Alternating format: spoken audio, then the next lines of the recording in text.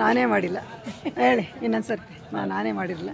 ಈಗ ರಥ ಒಂದು ಎಂಡಿಂದ ಇನ್ನೊಂದು ಎಂಡಿಗೆ ರೀಚ್ ಆಗಿದ್ದಾಗ ಮತ್ತೆ ವಾಪಸ್ ಬರ್ಬೇಕಾದ್ರೆ ರಥನ ತಿರ್ಗಿಸ್ಲಿಕ್ಕೆ ಆಗಲ್ಲ. ಹೌದು. ಸೊ ಅದಕ್ಕೆ ಏನ್ ಮಾಡ್ತಾರೆ ಅಂದ್ರೆ ಉತ್ಸವ ಮೂರ್ತಿನ ಅಲ್ಲಿನ ರೊಟೇಟ್ ಮಾಡಿ ಈ ಡೈರೆಕ್ಷನ್ ಇಂದ ರಥನ ಎಳಿತಾರೆ. ಓಕೆ, ಅಂದರೆ ಈ ಸಿಸ್ಟಮ್ ನಾವು ನೋಡೇ ಇರಲಿಲ್ಲ.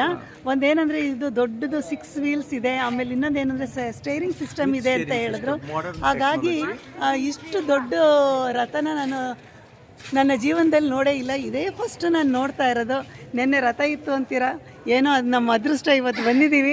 ಬನವಾಸಿ ಹೇಳಬೇಕು ಅಂದರೆ ಅರ್ಧ ಗಂಟೆ ಮುಂಚೆನೂ ನಾವು ಬರ್ತೀವಿ ಅಂತ ಅಂದ್ಕೊಂಡಿರಲಿಲ್ಲ. ಮಹಾಮಂಗಳಾರತಿ ನೋಡಿದ್ವಿ.